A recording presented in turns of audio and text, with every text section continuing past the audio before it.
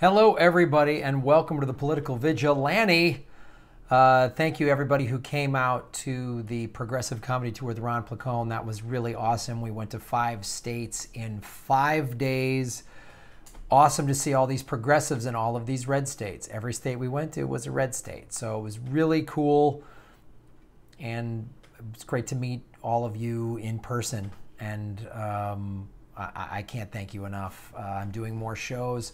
July 15th, I'm doing the Jimmy Dore Show in Chicago at Richert-Hall. That is in grahamelwood.com. And also Seattle. I'm doing Political Vigilante live on August 9th and doing stand-up comedy on August 11th. August 10th, I'm going to Pearl Jam.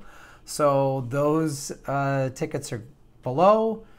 The more tickets we sell at these comedy shows and progressive comedy tours and Political Vigilante live, the more we get to do.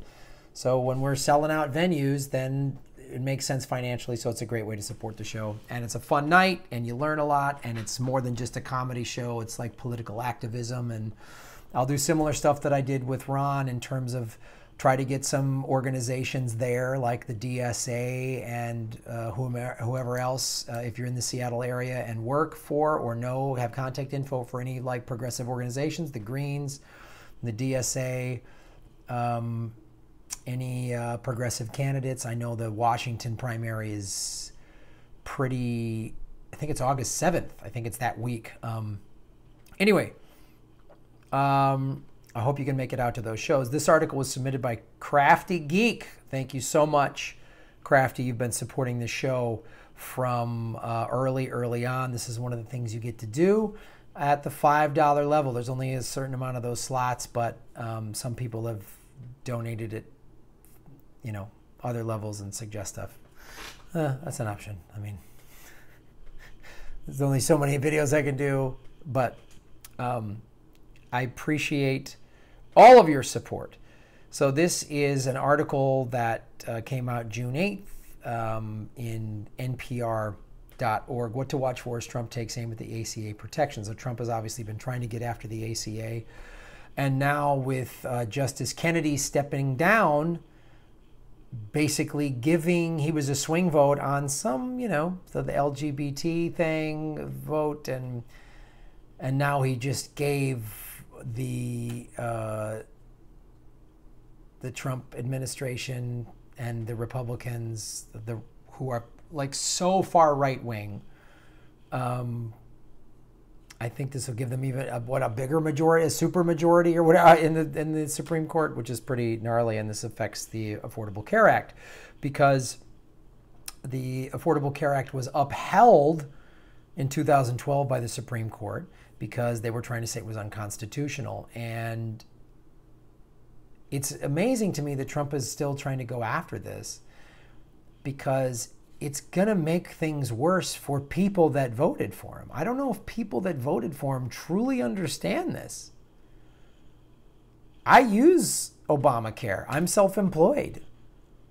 There's no YouTuber union, like I have to work on union film and TV shows to get the actors union insurance, and FNX does not qualify for that.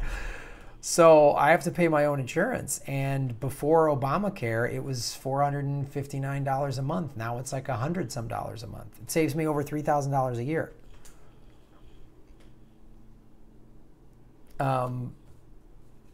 We could have universal health care for everybody, as we learned in the MMT videos, the 2-parters that I did with Jeff from Citizens Media TV.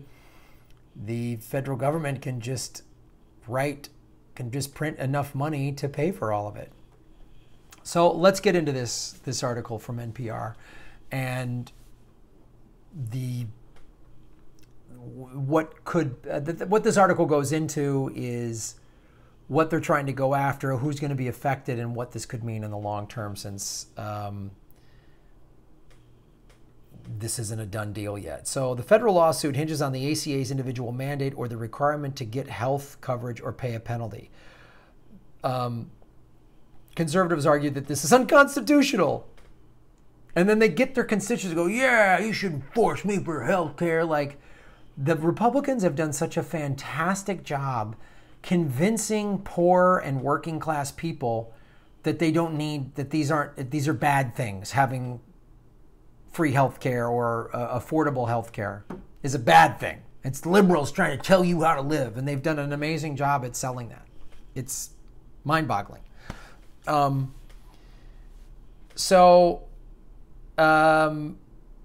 20 Republican state attorneys filed the suit on February 26, charging that Congress's changes to the law in last year's bill rendered the entire ACA unconstitutional. In the tax law, Congress repealed the penalty for people who failed to have health insurance starting in 2019.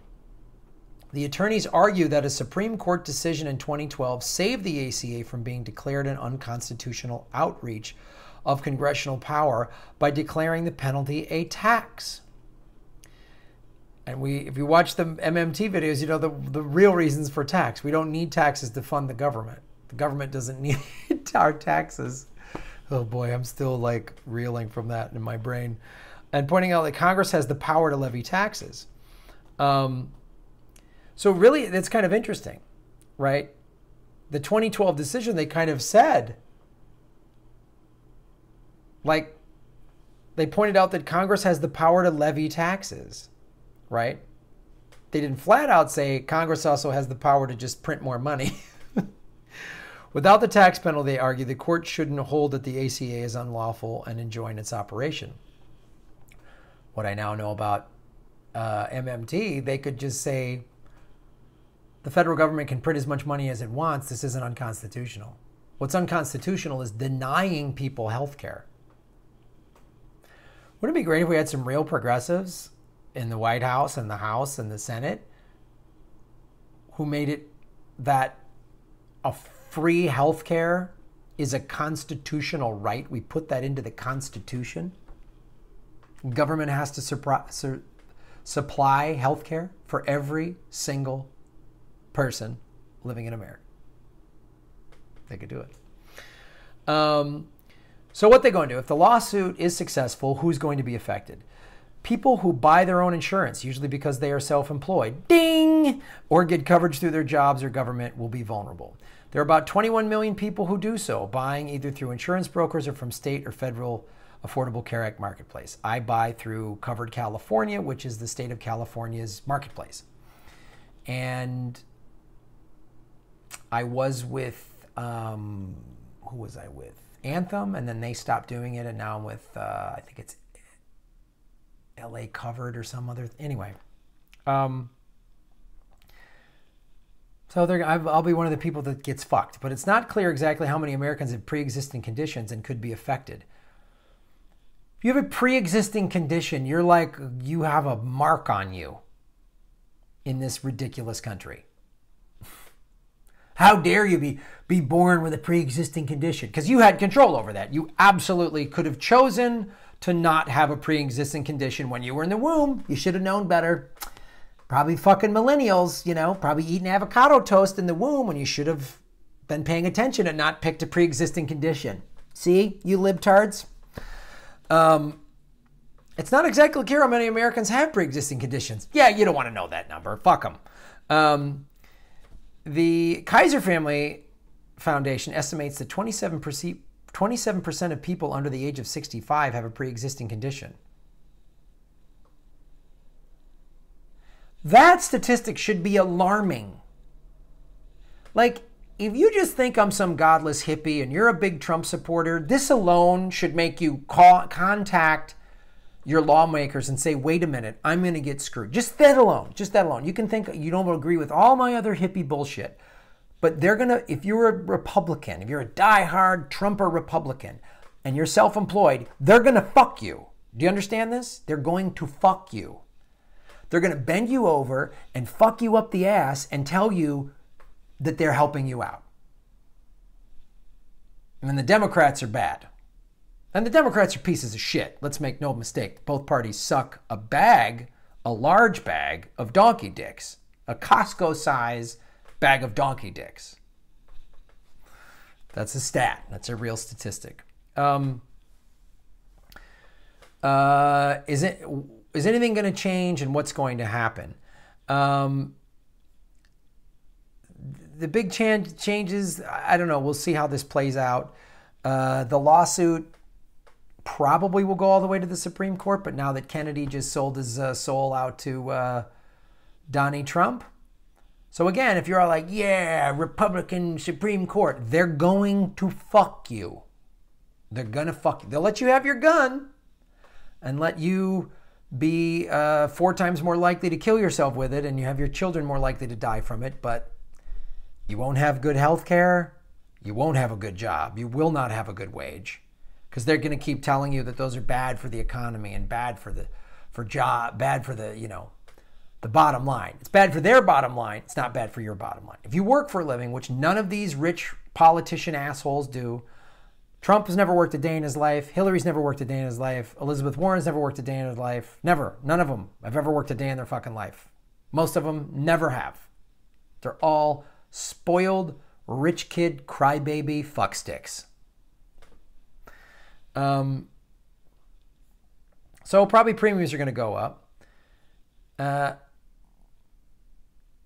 This is different from the 2012 decision in the fact that the current lawsuit, which is led by Texas Attorney General Ken Paxton and Wisconsin Attorney General Brad Schimmel, if you live in their districts, email them, tell them they're fuckheads, argues that since Congress has changed the law to remove the penalty forcing individuals to get insurance, it has inadvertently rendered the rest of the law impermissible under the 2012 Supreme Court ruling. Texans have known all along that Obamacare is unlawful, and a divided Supreme Court's approval rested solely on flimsy support of Congress' authority to tax. They call it Obamacare in Texas because everyone in Texas hates Obama. Okay. I don't like Obama either. He fucking stole my house. But now they're going to take your health care. Have any family members with pre-existing conditions? You're going to see how this fucks you. Just know that. You're going to get fucked in Texas. Hard. But it'll be a bigger fucking in Texas because everything's bigger in Texas. Yeah. It'll be a bigger dick that fucks you in the ass in Texas. Texas-sized dick fucking from the Republican Texas dick fucking party. Yeah. Get her done.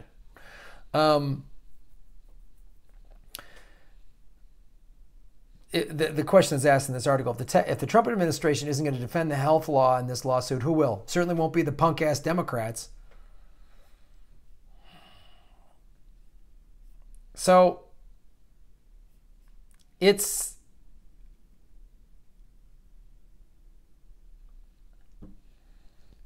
not a good thing. Petition your lawmakers, especially if they're red state lawmakers, and just tell them you're going to do everything you can to vote them out. They got rid of net neutrality. The site that got the maddest was like NASCAR fans. Do you see now? There's no difference between the two parties, just the degree and where they're going to fuck you. That's all these two parties do. Wake up to it, man. It was awesome seeing a bunch of progressives who are well aware that the two parties are bullshit in all of these red states. It was great to see. It was great to see. And if you live in a big red state, support it. The Democratic Socialists of America came out to 2 of the shows. We had Veterans for Peace come out to a show. Start those organizations. If they're not in your, you live in some red town, like Graham, I live in this red county, in this red small town, start it there. Start a DSA meeting. Maybe it's you and 2 other people. Open up a Green Party chapter. The Green Party needs to get a little more organized. But do that. You know? Have some meetings. Start organizing. Invite some diehard conservatives and show them. Have some conversations with some people. Move the needle a little bit. So, thanks for watching the show and thanks for supporting it.